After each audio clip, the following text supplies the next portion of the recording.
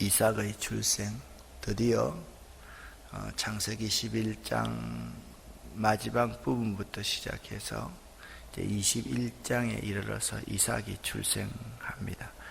창세기 21장 22절 말씀 여러분과 제가 함께 합독하겠습니다. 그때 아비멜렉과 그 군대 장관 비골이 아브라함에게 말하여 이르되 내가 무슨 일을 하든지 하나님이 너와 함께 계시도다. 아멘. 창세기 11장부터 아브라함의 이름이 나옵니다. 창세기 12장에는 하나님이 아브라함을 부르십니다. 그래서 하나님이 아브라함을 부르시면서 두 가지의 명령을 합니다. 떠나라. 본토 친척 아비 집을 떠나라. 그리고 가라. 내가 네게 보여줄 땅으로 가라. 그렇게 말씀합니다. 아브라함이 하나님 말씀에 순종해서 떠나고 갔습니다. 그런데 가는 도중에 하나님께 제단을 쌓고 참 신앙생활을 잘합니다. 그 땅에 기근이 들었습니다. 그 땅에 기근이 들었을 때 아브라함이 첫 번째 실수를 하게 됩니다. 애굽으로 내려가지 말아야 하는데 아브라함이 애굽으로 내려갑니다. 그의 아내 사레가 너무 예뻤기 때문에, 아브라함의 눈에는 너무 예뻤기 때문에 자기를 죽이고 자기 아내를 애굽의 바로가 취할 수 있다고 생각이 되었습니다. 그래서 속입니다. 당신이 나의 누이라고 하라. 아브라함은 그의 아내 사레를 완전히 빼앗길 뻔했습니다. 그런데 하나님께서 그 밤에 바로의 집을 치셨습니다. 그래서 아브라함과 사레는 안전하게 돌아오는데 물질까지 얻었는데 함께 갔던 롯까지 물질을 얻었습니다. 가정이 온전하게 지켜진 것도 물질을 얻은 것도 아브라함과 롯의 노력에 의한 것이 아니었습니다. 하나님의 전적인 은혜였습니다. 13장에는 아브라함과 롯이 서로 결별하는 장면을 말씀하고 있습니다. 서로 세력이 커졌기 때문에 종들끼리 싸우기 시작합니다. 이때 아브라함은 통 큰 양보를 합니다. 아브라함이 기득권이 있음에도 불구하고 아브라함은 하나님의 약속에 따라서 선택을 하고 평화를 선택합니다. 평화를 깨뜨리지 않는 방법을 선택합니다. 양보를 합니다. 아브라함은 그렇게 양보했지만 롯은 자기 눈에 보이는 대로 선택했습니다. 자기 생각대로 선택했습니다. 그 땅을 바라보니까 하나님의 말씀과 상관없이 그 땅을 바라보니까 여호와의 동산 같고 애굽같이 아주 꼴이 좋은 거예요. 그래서 그 땅을 선택했습니다. 드디어 소돔과 고모라 성에 살게 됐던 롯이 고난을 당하기 시작합니다. 북부 연합군인 그돌라오멜 연합군에 의해서 롯의 처도, 자식도, 재산도, 주변의 모든 종들도 다 붙잡혀 갔습니다. 종이 되고 죽을 수밖에 없는 처지였습니다. 14장에 보면 롯을 아브라함이 구합니다. 자기 집에서 길리운 자 318명을 데리고 뒤쫓아가서 하나님이 주신 방법대로, 하나님이 지시하신 방법대로 밤에 기습을 합니다. 두 때로 나누어서 기습을 합니다. 그래서 롯과 모든 전리품을 다시 얻어서 돌아옵니다. 15장에 이르러서 하나님이 아브라함과 계약을 맺습니다. 그리고 약속합니다. 네 씨를 주겠다. 그렇게 약속합니다. 그러나 아브라함과 사레는 웃었습니다. 그리고 인간적인 생각이 16장에서 앞섭니다. 이스마엘이나 하나님 앞에 잘 살았으면 좋겠습니다. 이스마엘을 낳습니다. 누구를 통해서?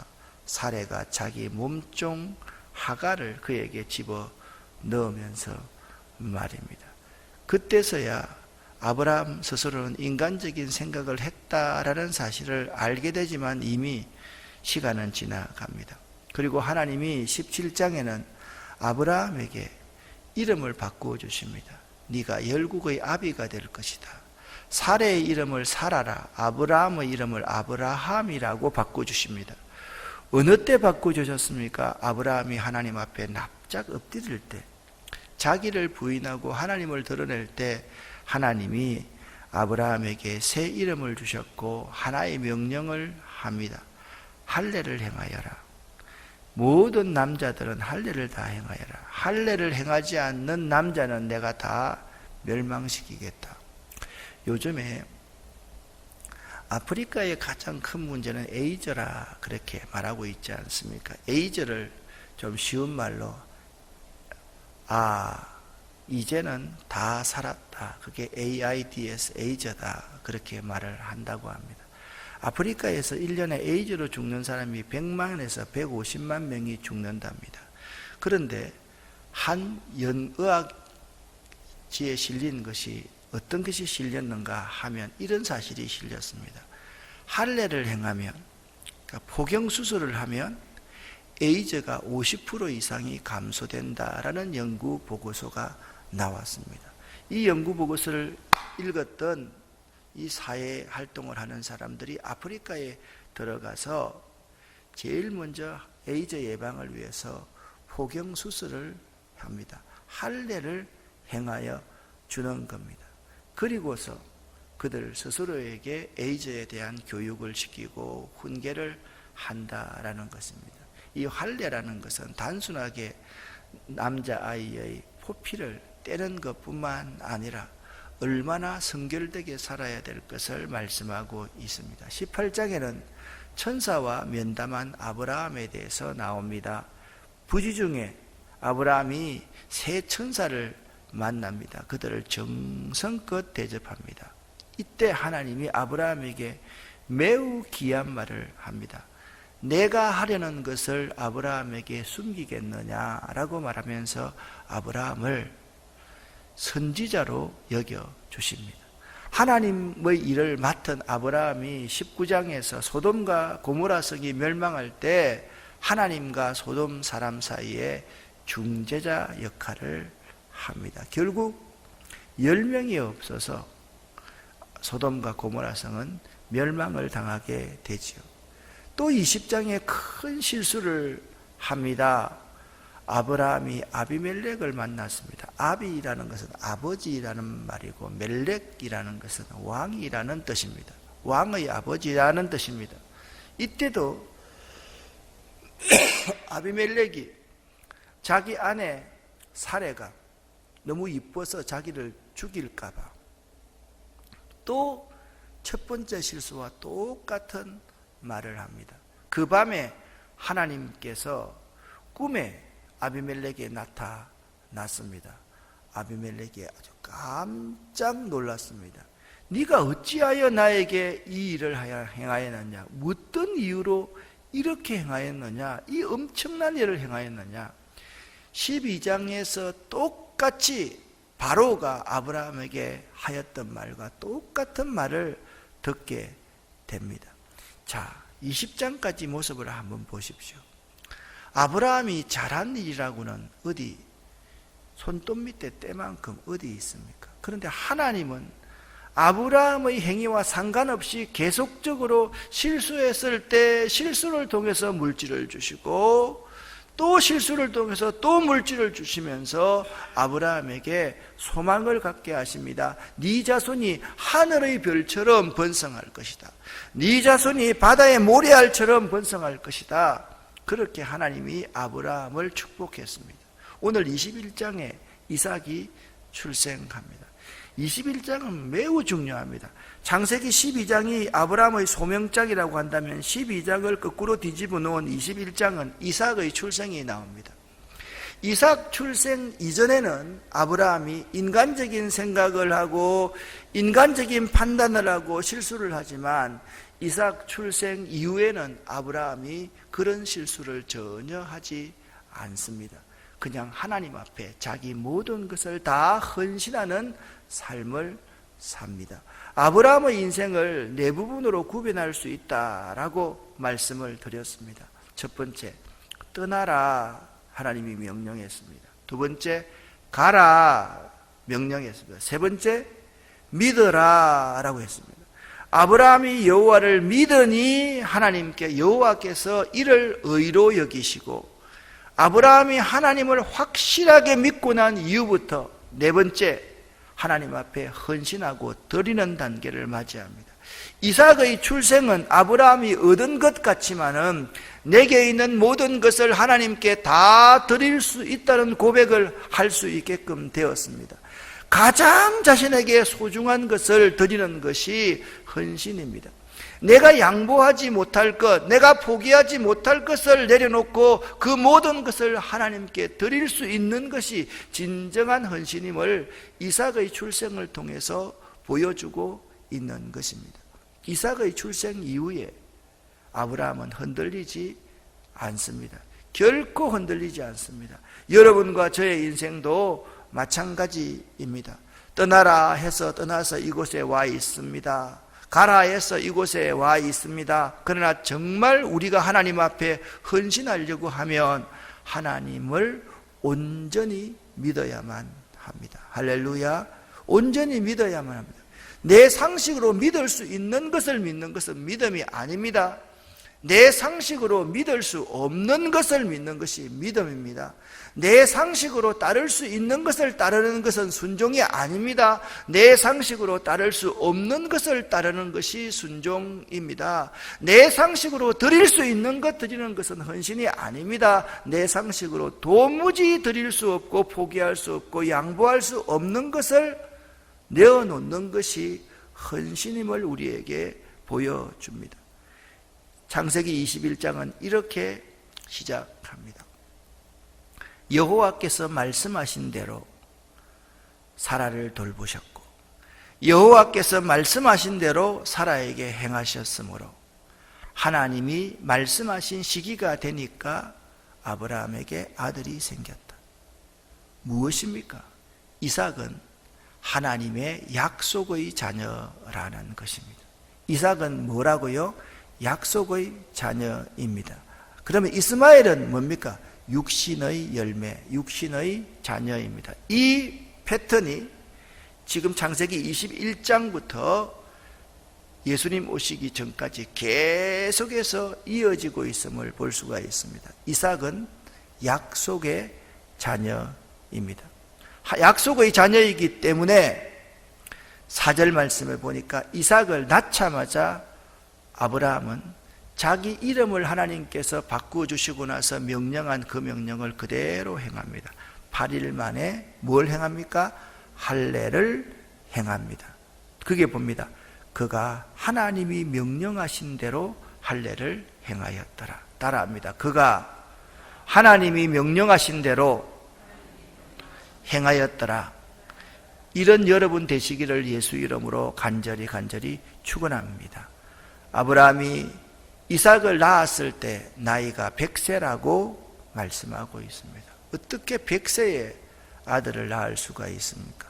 사람은 할 수 없지만 하나님은 할 수 있습니다. 창세기에 뭐라고 말씀하고 있습니까? 여호와께 능치 못할 일이 있겠느냐? 다시 한번 따라합니다. 여호와께 능치 못할 일이 있겠느냐? 아멘.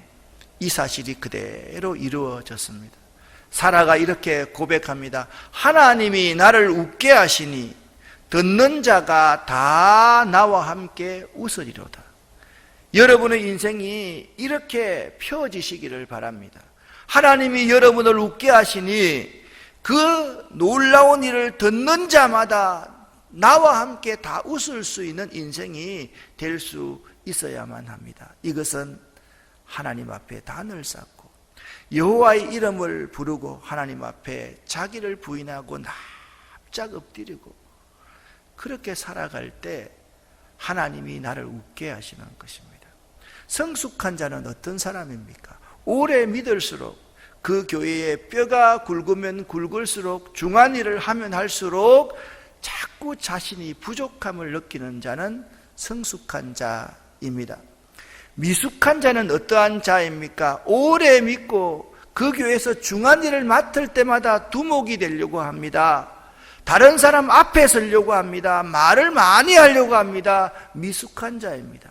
교회 공동체를 깨트리는 자는 미숙한 자입니다. 자기가 주인 행세를 하려고, 자기가 1등이 되려고 하고, 자기가 우두머리가 되려고 하니까 예수님의 뜻과 반한 삶을 살아갈 수밖에 없는 것입니다. 아브라함은 이제 완전히 자기의 숨을 죽일 수 있는 사람이 되었습니다. 그렇습니다. 우리가 아브라함처럼 사라처럼 이런 자가 될 수 있어야만 합니다. 8절에 아이가 자라매 젖을 뗐다. 젖을 떼는 날에 아브라함이 큰 잔치를 베풀었더라. 그렇게 말을 합니다. 우리는 옛날에 유아 사망률이 많았기 때문에 돌잔치를 굉장히 중요하게 생각했습니다. 그때부터는 살았다라는 거예요. 사람같이 될 수 있다라는 거예요. 그런데 이스라엘에서는 유목민들이었기 때문에 한 돌에 젖을 떼지 못합니다. 적어도 4살에서 7살까지 젖을 물립니다. 그래서 4살부터 7살 정도가 되어서 젖을 뗄 때야 이 아이가 이제 사람이 되었다, 살 수 있게 되었다라는 것입니다. 그날은 다시 오지 않습니다. 그래서 그날에 아브라함이 큰 잔치를 베풀어 다시 돌아오지 않는 날, 하나님이 부르실 때까지 이 아이가 성장할 수 있는 날이기 때문에 그렇습니다. 그런데 아브라함의 아들 이삭이 자랄 때 문제가 생겼습니다. 하갈의 아들 이스마엘이 이삭을 놀리기 시작했습니다. 그런데 우리는 그냥 성경을 단편으로 보면, 아니 이 정도 놀린 어린아이가 놀렸는데 뭐 엄마랑 아이를 쫓아내냐라고 생각하기 쉽습니다. 그런데 성경은 그렇게 보는 것이 아닙니다. 깊이 원어를 중심으로 봐야만 됩니다. 하갈의 아들이 이삭을 놀렸다라는 놀림에는 단순하게 아이들이 자라면서 놀린 것이 아니라 어린아이에게 성적인 학대를 했다라는 의미까지 포함이 되어 있는 것입니다. 그러니까 어린아이를 성놀이객감으로, 자기 노예감으로 삼았다라는 말입니다. 쫓아내지 않을 수가 있겠습니까? 쫓아낼 수밖에 없습니다. 그렇게 쫓아냈습니다. 자, 보십시오. 11절에 아브라함이 인간적인 생각을 하고 하갈을 취해서 이스마엘을 낳은 것이 그 일이 매우 근심이 되었다라고 말합니다. 우리가 인간적인 생각으로 시작한 일들은 항상 우리를 찌르는 가시가 되고 은근키가 되고 근심거리가 된다는 사실을 알아야 됩니다. 그 일에 책임을 지지 말라는 말은 아닙니다. 책임을 반드시 져야 됩니다. 그것이 근심거리가 된다. 그런데 하나님의 약속을 따라 낳은 이삭의 이름 뜻은 무엇입니까? 웃음이라는 뜻입니다. 여호와께서 나를 웃게 하시니 그 소식을 듣는 자가 나와 함께 웃으리로다. 그 아이는 기쁨을 주고 웃음거리가 되는 겁니다. 자, 보십시오. 이스마엘을 볼 때마다 근심거리입니다. 이삭을 볼 때마다 기쁨이 넘칩니다. 여러분, 어느 것을 선택하는 것이 좋겠습니까? 당연히 이삭 쪽을 선택하는 것이 좋겠습니다라고 대답하겠지요. 그런데 여러분과 저 가운데서는 한 사람도 처음부터 이삭을 선택하겠습니다라고 말할 수 있는 사람이 한 사람도 없다. 그렇지 않습니까? 처음부터 이삭의 길을 선택할 수 있는 사람이 여기서 한 명이라도 있다고 생각하십니까? 한 명도 없습니다. 다 인간적인 생각이 앞섭니다. 내 판단이 앞섭니다. 내 눈이 앞섭니다. 내가 보기에는, 내 생각에는 이런 것이 앞서는 것이 우리의 모습이라는 사실을 알아야만 합니다. 이삭은 영적인 믿음의 축복까지 함께 받지만 이스마엘은 육신적인 축복만 받습니다. 저는 아브라함을 보면서, 모세를 보면서 참 대단한 것을 느낍니다. 여러분, 우리가 믿음으로 쫓아갔을 때 자녀손들은 믿음의 후손이 됩니다. 우리가 인간적인 판단을 했을 때 자녀손들은 세상 사람들이 된다라는 사실을 알아야만 합니다. 제가 1984년부터 신학을 시작했습니다. 그때부터 지금까지 저는 사람들을 자세하게 봅니다. 비교적 자세하게 보는 것이 아니라 매우 자세하게 봅니다. 제가 80이나 90 정도 되어서 노 목사가 되거든 여러분에게 밥 먹자고 분명히 할 겁니다. 밥 먹을 때 그 아이 어디 갔어요? 그 아이 신앙생활 어떻게 해요? 반드시 물어볼 겁니다. 그런데 여러분 기억하십시오. 부모가 자주 변하고 부모가 옮겨 다니고 부모가 갈등하고 부모가 부정적인 사람의 자녀 손들은 신앙생활 잘하는 사람이 한 사람도 없을 것이라는 사실입니다. 이게 중요합니다. 여러분이 신앙생활을 잘하는 것보다 더 중요한 것은 여러분의 자녀 손들이 신앙생활을 더 잘하는 것이 훨씬 더 중요하다는 사실을 알아야만 합니다. 많은 부모들이 신앙생활 한다고 해서 자기가 두목이 되고 싶어서 자기가 1등이 되고 싶어서 아이들을 살리지 못하고 아이들을 성장시키지 못하고 아이들을 죽이는 부모들이 참 많다라는 겁니다. 여러분 아브라함처럼 인간적으로 생각할 때 그 자식은 이스마엘 같은 씨가 나온다.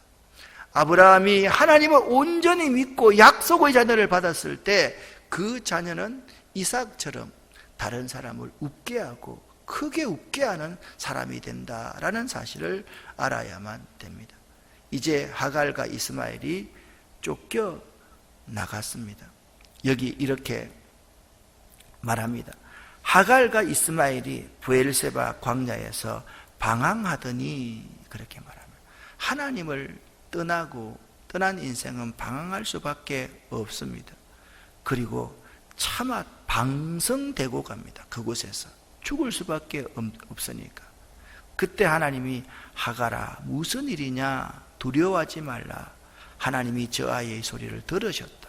그때 하나님이 하갈의 눈을 밝혀주니까 샘물을 보게 되었습니다.